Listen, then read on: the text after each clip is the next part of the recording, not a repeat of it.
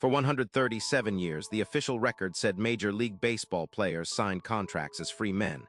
But the league's own lawyers wrote a clause into every one of those contracts that made sure you'd never learn a player didn't own his own name, his own body, or his own career at all.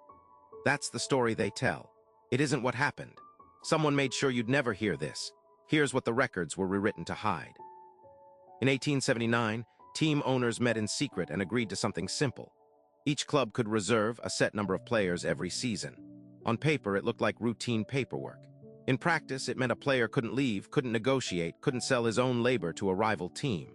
The clause got buried inside every standard player contract, one paragraph among dozens, written in language dry enough that nobody outside a law office would ever read it twice. For decades, fans watched trades and signings and thought they were watching a business.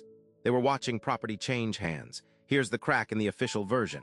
In 1922, the Supreme Court ruled that baseball wasn't actually interstate commerce, which meant it didn't have to follow federal antitrust law.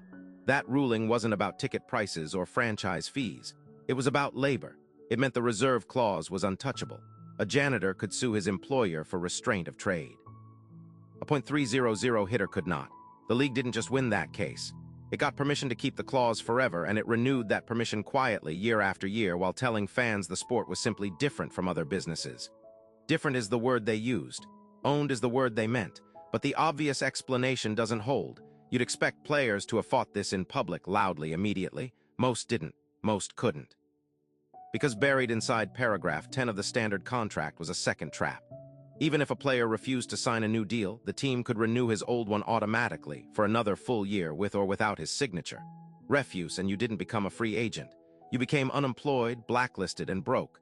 The league didn't need every player to accept the clause. It only needed every player to be too afraid to test it.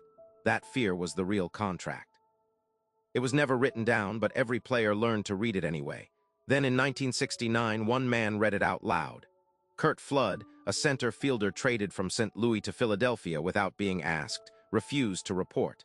He wrote to the commissioner and said the words nobody wanted repeated on paper. "I do not feel I am a piece of property to be bought and sold." He sued. He lost in 1972 by a Supreme Court that admitted the reserve clause was likely illegal and upheld it anyway, calling the sport's exemption an aberration worth keeping because the league had built an entire economy around it. Flood never played another full season. He paid for reading the clause out loud. But he'd pulled it into daylight, and it couldn't be buried the same way twice. What the league covered up wasn't the clause itself. It was who benefited from keeping it quiet. Owners had spent nearly a century telling the public the reserve system protected competitive balance, kept small market teams alive, kept the game pure. Internal testimony told a different story. Team financial records entered into later arbitration hearings showed suppressed wages had padded owner profits for generations, while players earned a fraction of the revenue their performances generated. The clause wasn't protecting baseball. It was protecting margins. And the same law firms who wrote the language into every contract also sat on the committees deciding when players could speak to reporters, which meant the men explaining the rule to the public were the same men profiting from it staying misunderstood. That's the 137 years closing the loop. Not a secret sport. A secret math problem hidden inside language nobody outside a courtroom ever had to read. By 1975, an arbitrator named Peter Sates finally ruled the renewal clause meant exactly what it said. 1 year, not forever, and free agency arrived almost by accident, through a technicality nobody in charge intended to lose.